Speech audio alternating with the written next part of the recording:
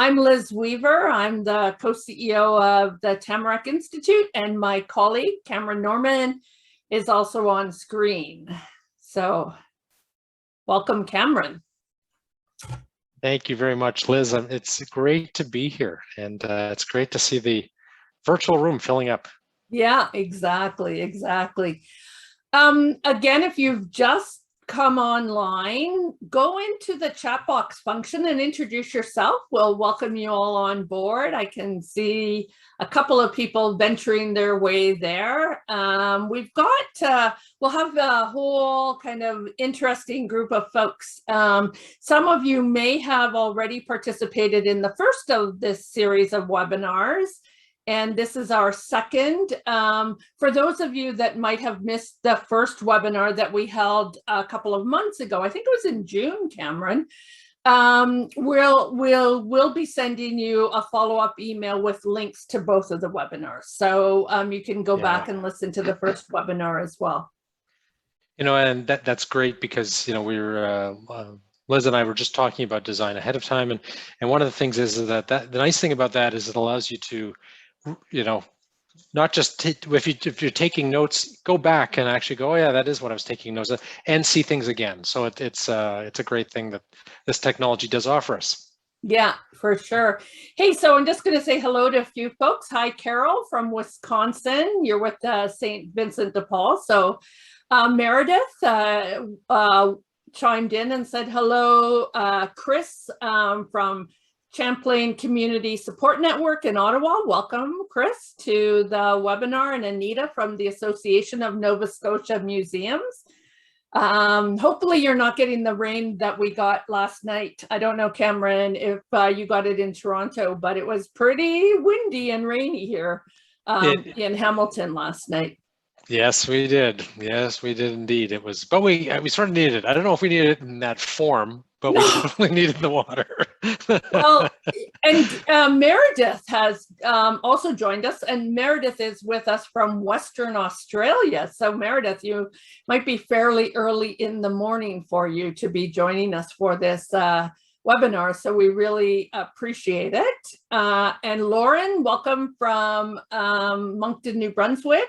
So yeah, we've got a nice kind of mix of people from across Canada and the United States, and also from as far away as Australia. So quite a cool group of folks.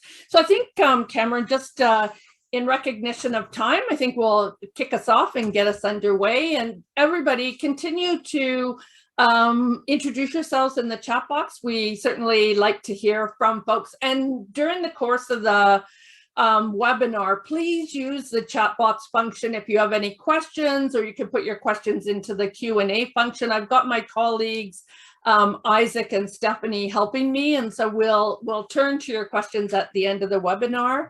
So if anything strikes you during the chat that Cameron and I will have during the course of the webinar, please put it into the question box.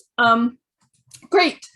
So we want to begin this webinar by acknowledging that we are meeting on Indigenous land, and that as settlers, we're grateful for the opportunity to meet, and that we thank all the generations of Indigenous peoples who have taken care of the land that we're meeting on. We also want to recognize the contributions and historic importance of Indigenous peoples, and the fact that this should be clearly and overtly connected, particularly in Canada, to our commitment to the truth and reconciliation process, and to making that truth and reconciliation process real in our communities. I'm joining you today from the traditional territories of the Erie, Neutral, Huron-Wendat, Haudenosaunee, and Mississaugas in a city known as Hamilton currently. This land is covered with the Dish with One Spoon Wampum Belt Covenant, which was an agreement between the Haudenosaunee and Anishinaabeg to share and care for the lands around the Great Lakes. So it's really, I think, interesting, and also something that I reflect on, you know, when we do webinars and when we do workshops, about our commitment, particularly to the environments that we have around things like the Great Lakes in Canada, and how that, that is part of our history, but also part of our future. Okay, so I want to just share with you some technical considerations. So as I mentioned, we have Isaac and Stephanie on the call. So they're here to help. So please reach out in the chat function if you're running into any problems. You can use the Q&A panel if you have any questions that you'd like us to talk about. And those of you who have questions can also vote on, what question is more important. And if we run out of time at the end of the workshop, we can, or at the end of the webinar, we can look at the priority of the questions. And, in the next couple of days, you'll receive a full recording of the call, the slides, as well as a collection of all the links and resources. So those are our technical considerations. I wanted to share with everybody, and I know that all of you on the call are really interested in this notion of design.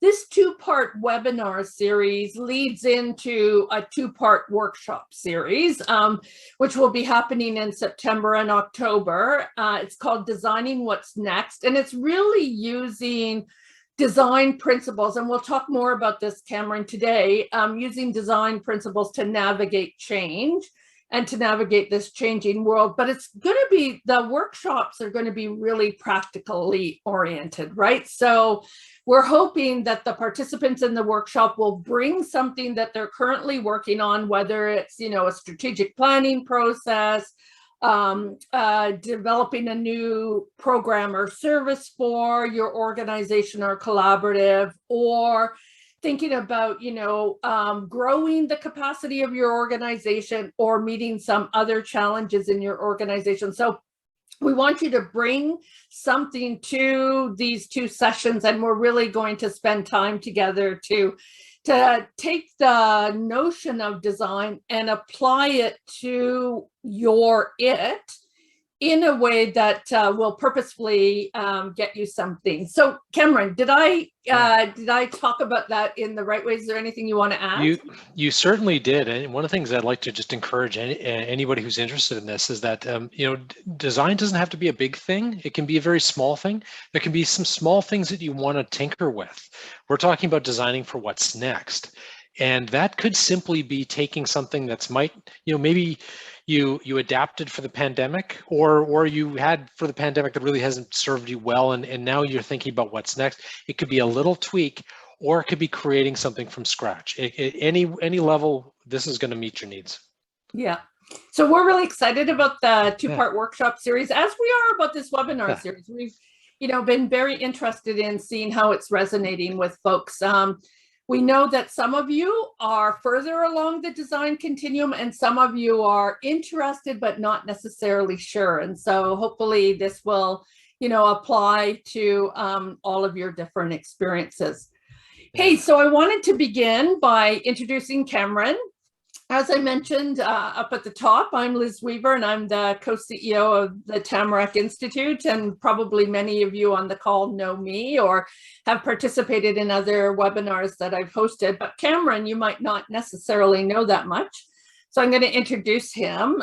Cameron's a professional designer, psychologist, evaluator, and educator who's interested in the science and practice of innovation. Cense Making, which is the company that, or I guess the consultancy that you run, started as a way for Cameron to share his thoughts on innovation, the process of creating, designing, and implementing and evaluating new ideas and putting them into the world. And this has now blossomed to over 500 posts and multiple learning channels. And I don't know, for those of you that are on the call, if you visited Cameron's Cense website, but it is a treasure trove of really great ideas, really practical tools, and really innovative ways of thinking about design, about developmental evaluation, about any number of topics that kind of are things that we at Tamarack are also paying attention to. So it's one of those websites that I go back to over and over again. Cameron is the principal and president of Cense Limited, an innovation consultancy that helps organizations to design, develop, deploy, and evaluate innovation in human systems, particularly the health and social sectors. He's also an adjunct professor in the Dalla Lana School of Public Health at the University of Toronto. So Cameron, welcome. Thank you very much. It's always a pleasure to be here with you, Liz, and everyone else. This is a great space. Tamarack does such a wonderful job of bringing people together, and the chance to be able to do this and talk about design, that is a perfect afternoon for me. Yeah, it's really a magical place that we find ourselves in today. Hey, so when we were thinking about this webinar, we thought it would be interesting to get a sense of who is in our big virtual audience. And so, Cameron, we put a poll together. So I'm going to ask my colleague Isaac to bring up the poll. Do you want to maybe talk a little bit about this poll as people are voting, Cameron? Sure. So one of the things it goes without saying that this has been an unusual 18 months for the planet, at least the humans living on it, maybe one of the things is that one of the things we found is that the effect of it has been quite varied, not surprisingly. And it often has to do with our ability to be able to react, see opportunities where they don't exist, or adapt to challenges that are coming. So what we really want to do is just get a sense of where you are in terms of your design needs. Like, are you thinking about refocusing? Are you simply just trying to manage concern about what's coming up, or are you planning for the future? Are you launching something, or is it just simply in survival mode? Like, it could be, and those may not be entirely exclusive, but we were hoping you could just pick one of those and see where. One that resonated with you most. Isaac, how are we doing in terms of the poll?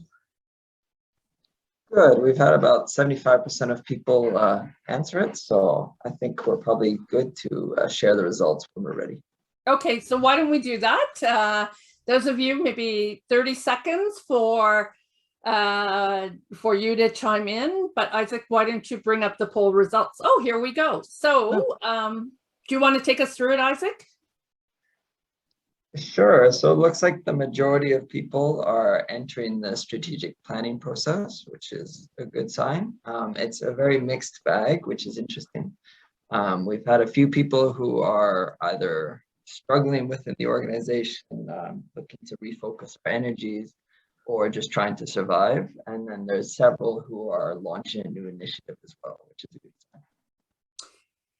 Yeah, that's really interesting to see this, Cameron. I'm not sure that we thought about where people would be, but it is kind of interesting to see, some of the folks that are, trying to meet some of the challenges of redeveloping or redesigning their organizations, others that are forward planning with strategic planning or new initiatives, and then others who are just, trying to get through.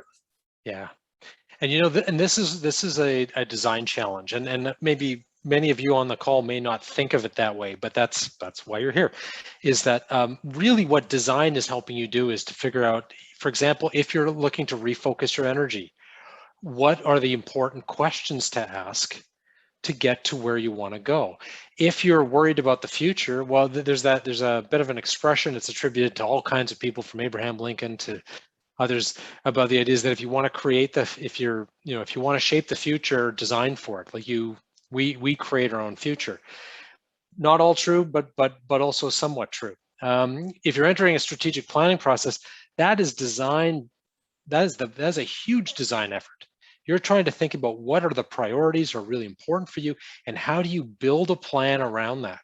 Where strategic planning fails is that it may articulate a vision, but no plan to get there. Or it talks about tactics, but doesn't give you a vision. Design sews those together. And then, of course, launching a new initiative, that's design as well. And of course, just trying to survive and get through what happens. The question is, how do you survive? That's a design question.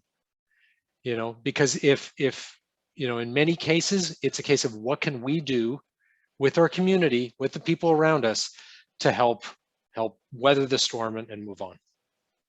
Hey, great. Okay, so let's get into the content of the webinar, and we're going to start by going backwards to June a little bit.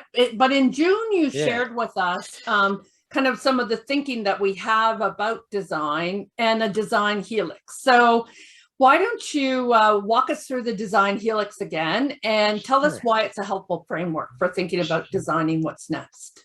Sure. Thanks, Liz. So the design helix itself is something that I developed mostly as a communication tool.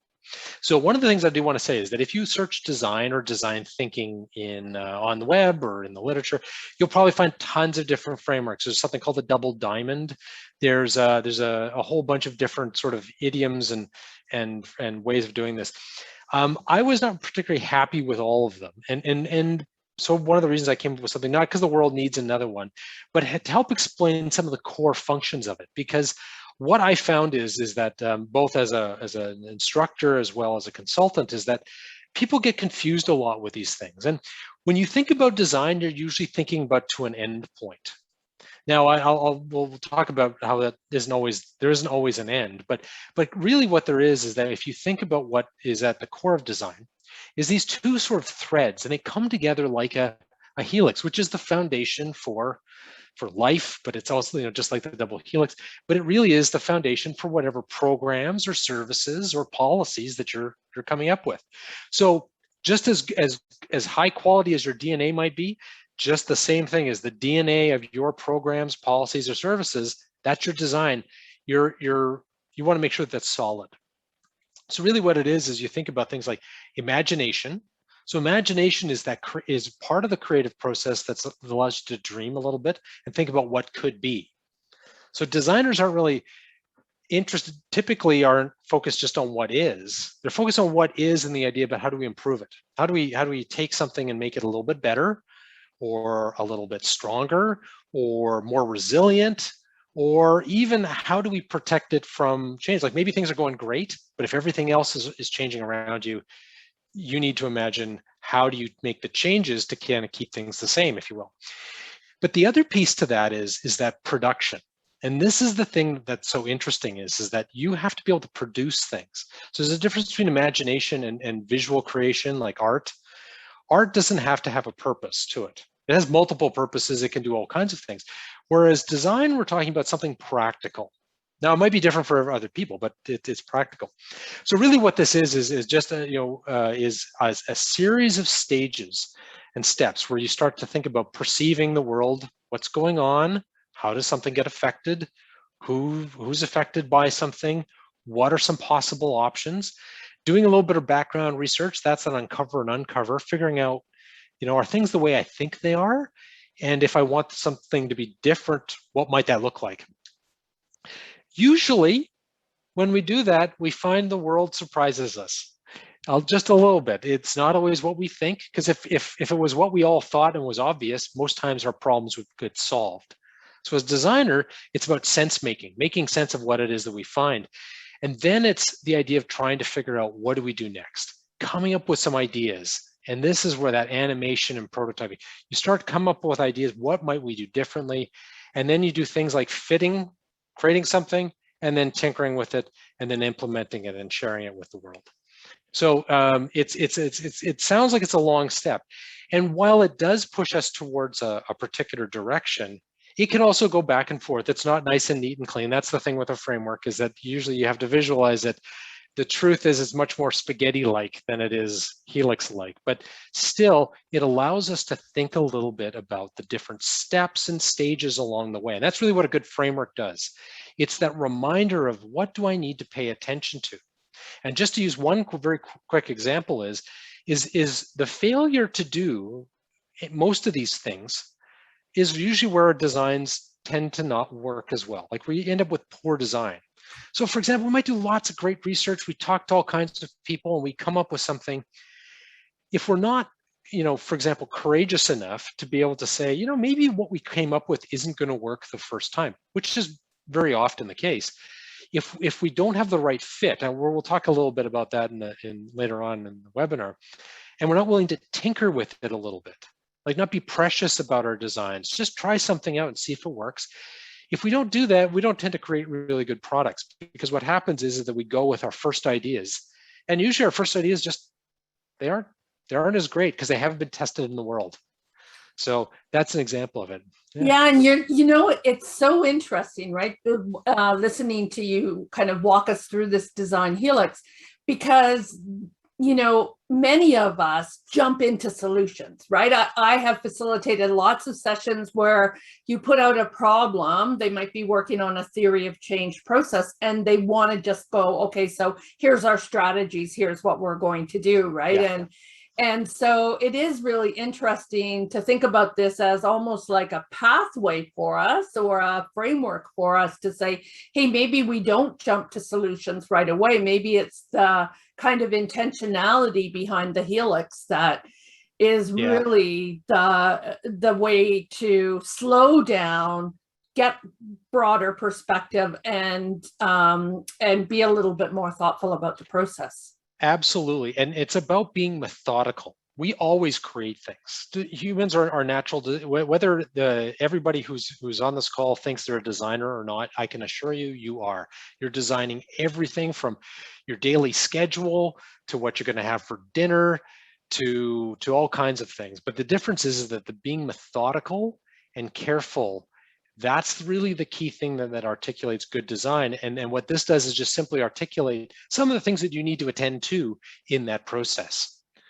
Yeah. And so we also shared this in June. And so why don't you walk us through this as well? Because this kind of looks like, I don't know, a trefoil oil or something like that. Why don't you tell us a little bit about this? Yeah, so what this is all about is simply a way of just simply articulating that our designs, how we go through that thing to one end, but is often we're knitting them together.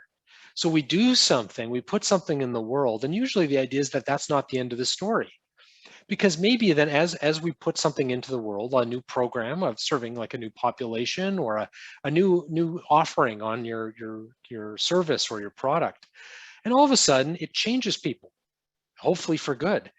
And then as they change, their needs change, they grow, they intensify, they want more of it. They just want to keep maintaining it. So as you figure out, things start to twist a little bit, over time. So what this is just simply a way of articulating that it's an ongoing process, and it might end up being a loop. And at some point, maybe it's time for it to come to an end.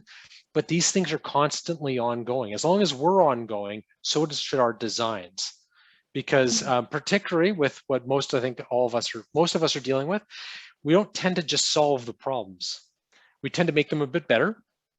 New problems come up, we then change our designs to address the new problems, and moving on with there. So it's just, this is a way of recognizing this idea of that, as just like life, is that you're constantly evolving and it's ongoing, so that you don't end, you just keep going. Yeah, it's almost like this could be almost 3D as well, right? Because you could have it kind of going upwards or going off to the side, or I can visualize it in different kinds of ways. And there might even be off ramps, right? Yeah. For things that don't necessarily make it all the way through the design. We might have prototyped something and found it didn't work, and then we either iterate or we start a new design loop. Yeah, exactly. Really interesting. Yeah, I think, for me, when I think back to the Helix, and what we're going to do during the course of the 2 workshops is really go through the different, the imagination kind of thread and the production thread, right? In a way that I think will be really purposeful, and pause at, what can we do around perceiving? What are some good tools? What are some good resources around that? How do we think about that? Or, how do we prototype? And so I think that will be really helpful for folks to not only just see this, but then to get some of those practical kind of ways of working, or practical applications almost for them. Absolutely. When I saw the expression, I believe it was Chris that said one and done. It's not one and done. And that's a great example of an expression that I think works well for this kind of evolution in thinking about design, like how design continues on. Because oftentimes if we create something and go, great, we're done, let's just go, all of a sudden what we find is some things that we once had, and I actually deal with a lot of this with clients that I work with, is that they designed a program at one point that might have been 20 or 30 years old, and it was designed exceptionally well and did a great job, but they haven't evolved it. And so now all of a sudden, 20 or 30 years later, is like, it's not working, it's causing more problems than it solves, it's creating all kinds of complexities. And it's not because it was a bad design when it started. It's a bad design now because things have changed and you haven't evolved in it. So that's really the key thing, is that thinking about this as a dynamic process, just like humans. Anybody who's had a birthday usually uses that as a marker and goes, hey, this is great. I'm another year older. Well, certain times of our life that's a celebration, other times not as much, and then it gets confusing toward the end. But if you think about it, is that it's not just, comparison one year to the next, is you're constantly evolving. And this, it's just a way of being very intentional about it. Yeah. And attentive. Yeah. Great. So that gives you a little bit of what we've been thinking about and the approach that we're going to take. One of the things that I read on your website was this notion of simplifying design, right? And you and I have chatted about this in the past, and you talk about the sensing and the sense making, production, and evaluation. And so how do those kind of 4 phases align with the Helix? Yeah, and these are more general things. So these are the things that if once you get really excited about design and want to start doing it, I would recommend the Helix only again as a guidepost, because it gives you specific activities to do. But sometimes it's useful just to think about things sort of as phases, as another label. I realize this can also make things confusing as well. But really what it means is that when I like to simplify it by this way, I think about things like, is just the sensing part of it. Interestingly enough, is that oftentimes you deal with organizations and they're trying to figure out, well, what's going on here? I always like to tell people, like, well, just start with yourself. Like, what do you pay attention to? Like, and if you think about it, think about the things you pay attention. You pay attention to the things that you really enjoy, the things that give you meaning, the things that really you dislike intensely, the things you want to avoid. You just pay attention to those 4 things alone, you'll probably start figuring out what designs around you are working, what are not working, what problems you want to solve, what concerns you have. So it's really almost like, it sounds overly simplified, but really it is just about pay a little bit of attention. Use those senses, taste, touch, smell, feelings, all of that sort of stuff, because that can often give you more insight. Despite the fact is you can do tons of research, and we will be teaching some of that stuff in our workshop, but there's actually really, it's almost just attending to yourself. But then of course, again, it comes back to, I mentioned sense making, is you got to understand, like, so what does that mean? Am I afraid because I don't have skills or knowledge? Am I afraid because others are afraid? Am I afraid because I've never done something before? And it might be all those things. So oftentimes it takes a little bit of just trying to figure out what exactly is the key. What problem am I trying to solve? And that's really where production and evaluate. Well, production is the thing we often think about. You mentioned a little bit about jumping to solutions. People think about designers, they think about the stuff. Now, usually often we think about hard goods or technology and stuff, but it can be social stuff too, programs, program manuals, all that kind of stuff. That's the thing people think about the most. The thing is, that's usually not the hardest part, is we know how to make stuff. And usually if you work in a community organization, you probably know how to organize, you probably know how to make services. What we're thinking about is that sensing and sense making feeds into the production. But then the last piece is the other piece that we often forget, is the evaluation. Because it's not the one and done.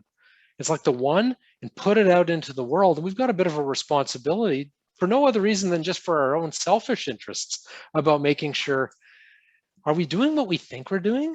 And I'll just use a very quick example of this one, is that, right now in Canada, for those of you who are in Canada, we've got political parties coming in here and they're making a lot of promises. Now, if you take the politics aside from it and trying to get elected, one of the things you might want to do is each one of those promises could be a design of sorts. It's the idea about thinking, well, if we tax this group, or we raise revenues on this group, or something like that, this is what's going to happen. But a good designer might go, okay, well, if you do this with this group or not, what are they likely to do? Okay, they might do this. Well, they're also connected to other groups who might do something else, and so on and so forth. And then you can start to anticipate policies. You might go, well, if you do this, something, might negatively happen, for example. And one of the examples is, not to pick on any particular party, but one example is if we tax banks more, one of the examples might be is that, they'll pay a greater share of things. But banks might also go, well, because we're being taxed more, we may charge more in terms of our fees and things like that. So I don't like the term unintended consequences, because there's just consequences. And so as good designers, we need to think through, what's the likely repercussions of doing something like this? I'm not trying to make any political statements here, but any time you do a policy, there's implications for that.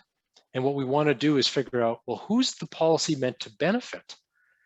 And is that the person or group or region that's going to benefit most from it?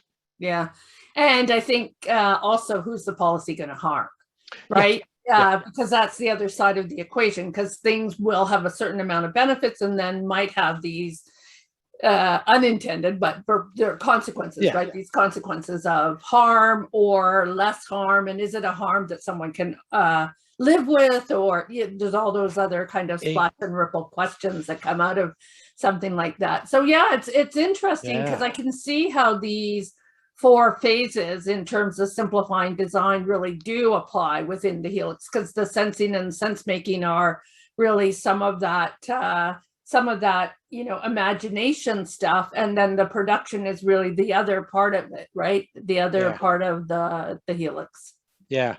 And it's really, all these things are just simply ways. These are, I never like to say these things are gospel or anything like this. If it's useful for you, then it's useful. I don't know, that's a bit redundant, but it's this idea that it's meant to help guide you through. A good framework is usually not the way things are, but it helps guide you to asking the right questions. It's like we often see with checklists. Many people who do checklists, surgical checklists and engineering checklists and stuff like that, it's not that they don't know any of that stuff. In fact, most of the times they know it by heart, but it just reminds them these things are important, and have I gone through that? Because sometimes we skip over that, and some of the consequences of that can be significant. Yeah, absolutely. Hey, let's go on to the next question. Another thing you wrote about on your website was this notion of fit for purpose, right? And it's something that we think a lot about at Tamarack in terms of governance structures, like whether it's a collaborative or you're using a consensus model or, it's a network. What's the fit? What's the fit for purpose kind of area? So what's fit for purpose design, and how do we need to think about that? Yeah. So this really gets at the heart, the core of why design matters. Because where I often think is that the biggest problems of design are because they have not fully articulated both fit and purpose together. So when things aren't working for us, that means there's a poor fit between our needs and what we want to do with something and what it actually achieves. It may be, what may be a poor fit for me may be an ideal fit for you. And that gets into the interesting question is helping us ask the question is, for whom are we designing? Because there are consequences for everybody. So if we think about social policies, there's certain decisions that will benefit more people than others. What the key is that, are they the people we intended to, and are they benefiting to the degree that we anticipated or that they need? So when that isn't the case, then it means that maybe it's not a very good fit. And we also then have to think also about what the purpose of that is. So in another way to think about this is that we often might find any particular design, a program, for example, or a product, may have multiple purposes. And in fact, very often the case is that when we go through a design process, most oftentimes people think of a particular, I don't like the term user, but that's a term that's often used in design, is who's the beneficiary, who's the person that's supposed to engage with your product or policy or service. But what you start doing is the more you start thinking about those initial stages, that discovery, that uncovering thing, and the sense making, you might start to find, oh, there's actually a lot of people that benefit from something. So are they a group that we want to pay attention to? Like Tamarack offers these wonderful webinars and services, many of which are to audiences that are not probably on your radar, and for good reason. It's just an additional benefit, but maybe they could be, for example. And I'm not suggesting they necessarily should be, but it's the idea is that the people that are on your radar is that, are these fit for purpose, for example, to take a design? Do they fit with people's needs, wants, capabilities, their preferences, the way they learn, whatever it is that you want them, whatever purpose you want them, want from that. So, and really this is the key thing is figuring out, because again, oftentimes what will happen is we design something that's great, the right program at the right time, at the right place, and now it doesn't really fit. And all you have to do is think about some of the pandemic programming we've put in right now in our organization. We've made adaptations. They were designed to fit the purpose of a lot of different purposes. Now they may not necessarily fit. Yeah, so that's interesting. And that kind of takes you around that circular helix, right? Is, you know, what is happening now? How do we make sense of what's happening now? And then how do we kind of adjust our fit or adjust our purpose? So I can see how this idea, and you know, I've always thought about fit for purpose as one phrase. I've never thought about it as two separate concepts, right? And so for me, that's a little bit of an aha, because I've always thought, oh, okay, so this governance structure that's fit for the purpose that you want to do it, you want to have as your governance outcome. But yeah, to think about purpose as separate from fit and then how they align together is really quite a interesting a pause that you've given me for this. Thanks for that. Well, you're welcome.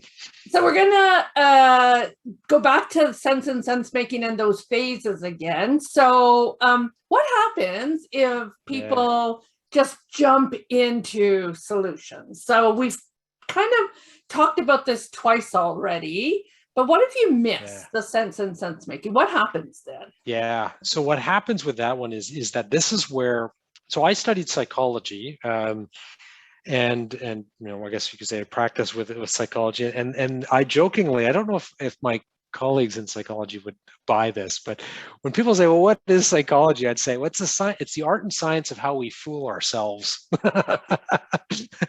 And I'm only partly joking about that, because we all have biases, and that's not a negative. It's because we're humans. We have perspectives. We grew up at a certain time and place with certain people around us. We've had certain cultural experiences and exposed to things that, as a result, we have habits and perceptual biases. And what we want to do is that it's easy to jump to a solution. So we see something and we go, aha, I've got the right idea, because we're biased, and partly because what we've done in the past worked in a particular time and place. And that's not to ever discount our past knowledge. But what it does is it comes back to what we were just talking about in fit and purpose. Because sometimes you have something that is the purpose hasn't changed, but the fit changes. And the reason the fit has changed is because a bunch of other things around it. Like, let's use a technological example. It's kind of I always don't like to just rely on tech, but it's easy to say. You know, I don't know how many of you had an or like a Walkman. So there was a Walkman, and it was fit for purpose. It was great. It was, you put a cassette tape in there and you listen to music. Well, then all of a sudden, something like a MP3 player, the iPod. Just think of about a decade later, you had the iPod. Well, fit for purpose. Well, the cassette player didn't do any less. It was still just as good for conveying music to my ears. The difference is that, well, now it's big and bulky and it's harder to find cassette tapes and it seems kind of impractical. I'm going to use an iPod. So all of a sudden the purpose hadn't changed, but the fit did.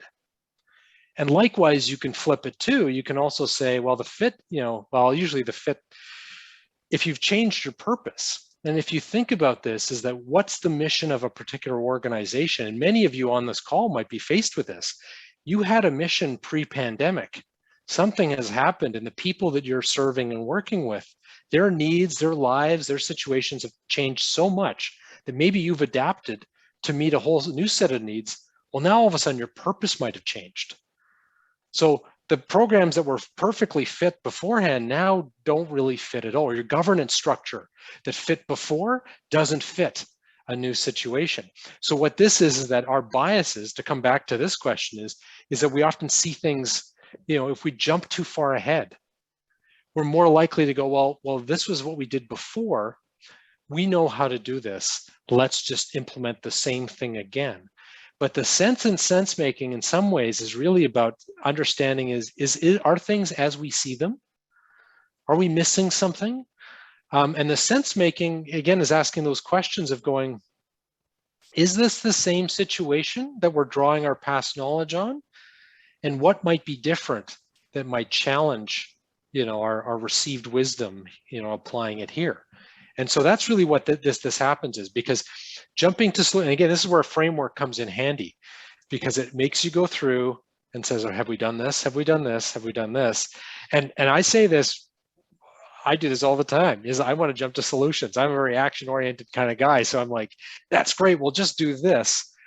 When even with my own stuff, I should go, maybe I should just go for a walk around the block and just go, is this a good idea? I often laugh, how often we have these situations where you might be out with some friends or something like that, maybe a glass of wine or two, or talked about, and you have this great conversation and everybody's, thinking this is an amazing idea. And then you wake up the next day and you go, yeah, that idea isn't that good, actually. Well, and if you think about it, Cameron, and you look at the high tech companies in the US, right, wanting to bring everybody back into their workplaces, and just the pushback that they're getting from their employees saying, hey, I've had 18 months of, virtual working or even hybrid working, and the situation has changed. What made sense 18 months ago, now that we've had this different kind of experience, may not necessarily make sense going forward. And how, so sense and sense making is so prescient right now, right? We have to kind of think about, okay, so what has happened? And it kind of links into our first poll, right? What has happened? And then how do we make some sense of that? And then how do we use our sense making to kind of think it through in a more intentional way, I think. Absolutely. And this is one of those things that's often skipped. It's too easily to skip because we get seduced by the problem, and we get seduced by our initial ideas about what the answer to the problem is. And the challenge is really giving ourselves a bit of space and pause to reflect and think, is this the problem that I think it is? And if I'm sensing to see where people are at. So if you think about even remote work, at the beginning it wasn't too much of an issue about what we thought about it, because we didn't have many other options. We did what we could. Now you've got a choice where it's not even coming back into the office. The office isn't the same place. We still have a pandemic going right now, but we've also had a chance to work for 18 months now and going, I just had a conversation with somebody today who said, my work is so much better now that I'm working at home. And I've talked to people who've had the exact opposite experience. So now those things, the sense making really helps you pull that together. Yeah, I think you're absolutely right about that. Hey, so I've got one more, and then we're going to open it up for questions. So folks, as you're listening to the conversation, and if you have any questions, either put them in the Q&A box or put them in the chat box. But my question to you is around this notion of creative confidence, right? And so how do we do this? How do we build it in ourselves? Because I think design, for me, designing, I'm intrigued by it, but I haven't, until we've been having these conversations back and forth, you and I haven't really thought about my work as being so embedded in design, right? And then being more intentional about it. And so how do we build our own creative confidence, whether it's ourselves, our teams, our organizations? That's a lot. That, what you've touched on is really, I think, at the crux of taking all of this and turning it into something real. I mean, this is what the purpose of the workshops are all about, that what we're going to be doing is really to give people a chance to practice, to be able to do that. Because the short answer to this question is just do it. I hate to say that, it's like a Nike ad, but it's true, is actually just doing it. But and really one of the reasons why that's important is that there's no reason. So if anybody who puts up their hand says, I know I'm an expert at designing for the pandemic, either there's some sort of supernatural character that happened to be as an adult in maybe the 1920 or something after the last pandemic. I mean, nobody knows, and even then, I still don't think they have the skill. Thing is, this is the first time we've ever done this. The reason we can potentially go ahead with some bold designs, some effective and not very harmful. There's often people who win and lose from designs, but not harmful designs, is because if we build some confidence based on what we've done, we can start to get a little bit of what often gets called mastery, but is this idea, but just a command of something. You start to learn, you go, well, I've never designed for a pandemic, but I have designed for a lot of situations that were highly uncertain. And I didn't know what was going on. I didn't have all the resources I needed. And I had a particular deadline. So as you start to do more and more of these things, you start to figure out a little bit about what skills and abilities you have. And then you can start to figure out which ones you need in terms of people to bring in and that. And that's where we're doing this together. I always like to think design at its best is a team sport. It doesn't have to be, but it's so much more fun when it is. Because the other thing is that if you and I are going to design something together, I get to learn from you.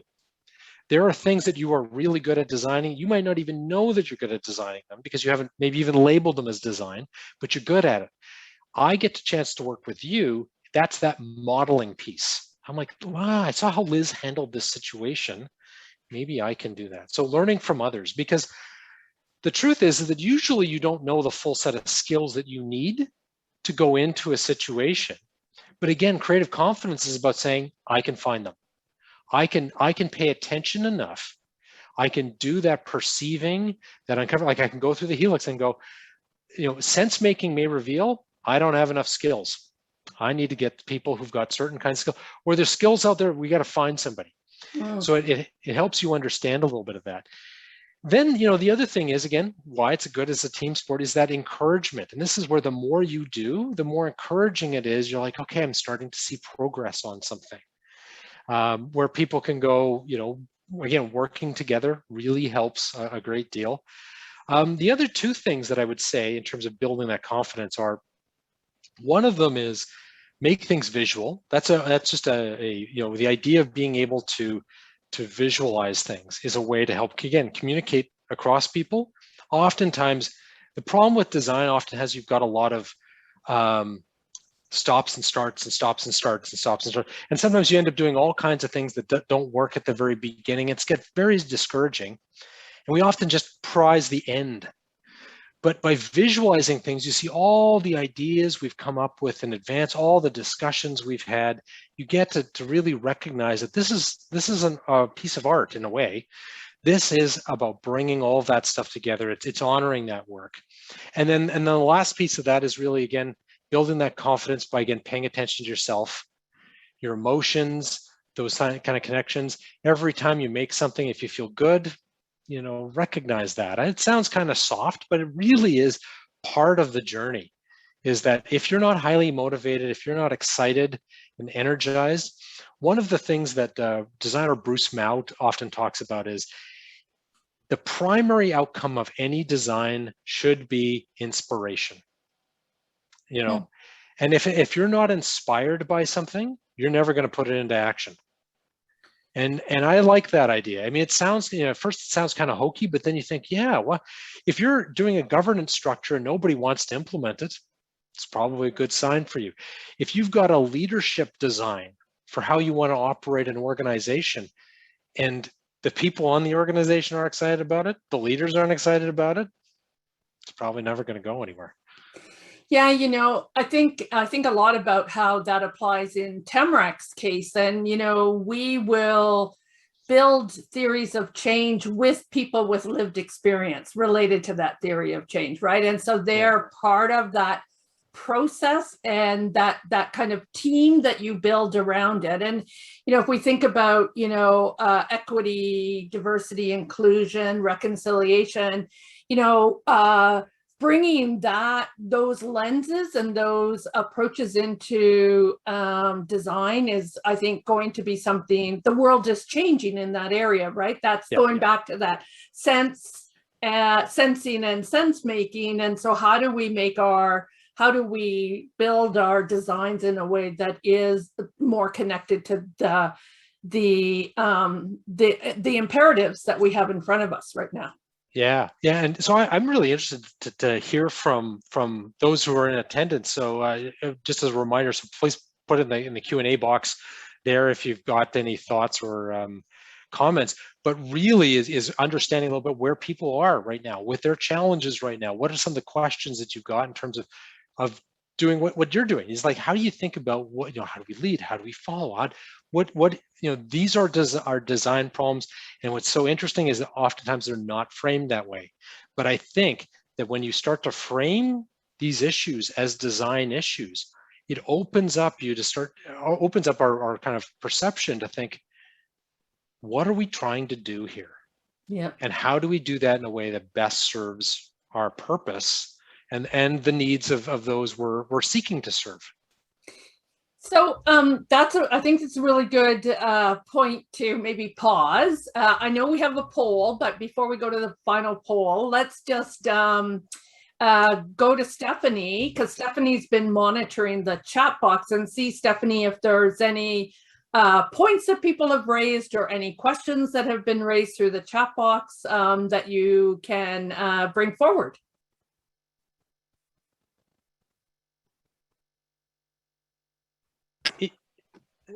Can you hear me okay? Yeah, I can hear you now, Stephanie. So we don't have any questions yet, but we have some good reflections, particularly from Marilyn and Chris. So Marilyn says, this makes me think of the round helix connected to leading out to the horizontal helix, arriving at evolved round helix, and so on. Chris had a good reflection saying, having been involved in community support services for over 30 years, I very much appreciate your comments on fit for purposes. The greatest tool I've found to keep my passion for this work is my curiosity. So for example, rather than responding to new things or ideas with the comment, been there, done that, didn't work, I ask others how this new thing can improve the situation and make things work better in today's context, not yesterday's.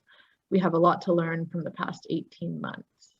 Yeah, and absolutely, there's so much to learn. And I also noted, Marilyn, you also mentioned a challenge that you're facing. That I see right there at the bottom. And Marilyn just said, our challenge, my church community, is bringing together a limited numbers of people together to do things differently, getting past entrenched roles, activities which are depleting our energies. And I think, you know, when you find a situation like that, to come back to what Chris is talking about, fit for purposes, figuring out what's the fit and what's the purpose of your communities, what activities, what purpose are they serving? And how well are they fitting? And of course, that's probably where the challenge is. Right now, you're getting a lot of depleted energy because it's right now maybe not, it might be a great purpose, it's not a good fit. You know, what might have worked at a different time and space just isn't working right now because we're humans, we change, that sort of thing. And so, you know, you mentioned the idea about feeling alone. One of the things that I would just simply add to that is, this is where often the term is used, co-design. Coming together to design with people really helps. And the less you get wedded to whatever your outcome is, the better the more likely you're going to achieve something. So the outcome may have a very generic outcome, and that's not always a bad thing to have a generic outcome, but something that you know that you want to be able to achieve. And if you're willing to be suspend a desire for a particular way of doing things, if you're open to things, curious, to use Chris's term, if you're curious about things, all of a sudden it opens up a whole new way of doing things that you maybe have never thought before. And that's really one of the things to do. So bringing people together, I do see that there's a question from Jane, is how do you make space for planning for a new shifting reality when leadership wants a firm plan? That's a difficult challenge. I will tell you that is a very difficult challenge, because one of the issues with that is that design is a form of leadership. You're leading people into the future. And it doesn't have to be anything dramatic. It could simply be a new product offering, but effectively you're trying to think about what's about to come and how you can meet it there. That is also a type of leadership. So if your leadership team is not very committed to it, I hate to say it, but you're probably less likely to find much traction with that. That said, oftentimes some of the best design work that I've ever done are those kinds of situations where there are areas around the outside. There's certain things that are maybe on the fringe of what your program's core is that you might be able to show some benefit. So maybe the idea isn't tackling the full mission of your organization. Maybe it's one particular program or policy where you might have some freedom. So if you think about it almost in experimental terms, the advantage with that is that the experimental terms might give you a chance to try some new things out, design for something very small so that you can start to get some confidence, build some confidence, but also show some results. And most leaders will be willing to be swayed by results as long as it's aligned with with an organization. I think that's really a wise answer is, in the short term, you might have to, go with kind of the core, but then also look for those fringes where you can design change and build your confidence, but also build your muscle around it, right? By practice and to move it forward. Hey, Cameron, I thought maybe what we could do is go back to the poll. For a moment, because I know some folks are exiting to get on to their next calls. Yeah. Why don't we, Isaac, bring up this second poll and just see where people are at the end of this workshop or this webinar. So everybody, you've got maybe a minute to pick this. Do you want to walk us through it? Walk us through the options, Cameron? Sure. Yeah. So if you're thinking about where do you want your next as an organization, as an individual, as a practitioner, or a community, are you not even thinking about it? Maybe it's just like it's not on the radar. It's you've got other things to attend to. You're thinking about doing something in, say, the next 6 months. You're right now at what they might call pre-contemplation stage, or maybe you're considering a change in the next, soon. So maybe the next 6 weeks. So you're starting to figure out a little bit about what the problems are, what you might need to do. Or are you in one of the two other stages, which are like pulling things together? So you're getting ready. You're starting to make plans. You're getting ready to start to make that shift, start to design things. Or are you already in the process of doing that? Intentionally. Again, we're always designing, but the question is, are you doing it intentionally? Yeah, it's the intentionality behind it. Hey, Isaac, where are we with the poll? We've got about 60% of people who've answered. Okay. Just give them 15 seconds more and then I'll share it. Okay, perfect. Now, and hopefully nobody's answering going, really? I'm supposed to design stuff? Yeah,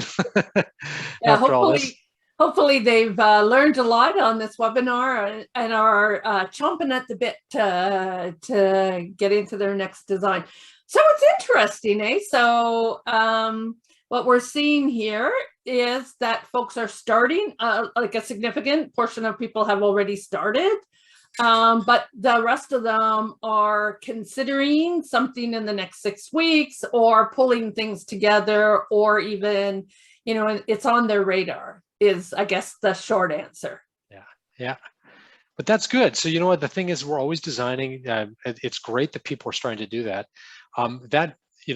That is in some ways a good segue into thinking a little bit about the workshop that we're doing in a few weeks. If you are interested in doing that, one of the things we do have is a workshop that we have planned. And the key thing with this one is this is going to help you walk through whatever case you bring, that even wherever you are on that spectrum, aside from the not thinking about it. I guess you could still sign up if you're not thinking about it. It's a little weird, but you can do that. But if wherever you are, it's how do we start to get you through that process, whether it's just moving you closer to getting a design ready, or whether it's simply taking a design project you're already starting to work on and working through some of these stages to make it the best you possibly can. And that includes getting other people involved, having people, you know, connected and that sort of stuff. So it's the whole things that we've just talked, the whole thing we've talked about as part of this webinar. Yeah, and so we do have a special offer for folks who've joined us on the call today. You're going to get an email from my colleague Stephanie later today with a discount code. And so if you are interested in registering, we'll give you some details, and there will be a discount code for participating in the webinar, either this webinar or the first webinar. So hopefully those of you that are, you know, in those in that kind of design mode will take us up on the offer, and we look forward to having you join us on September 23rd and October 21st. Hey, Cameron, thank you. As always, it's been such an interesting conversation. It always is when you and I get together. Want to thank everybody for joining us on the call. As I mentioned, you'll get 2 emails from us, one about the workshop, and then in a couple of days, you'll get an email with the recording of the webinar and also some additional information and resources. And so, Cameron, thank you again. And thanks to everybody on behalf of Tamarack for joining us today. Thank you. Thanks, everyone. Take care. Be well. Yeah. Bye.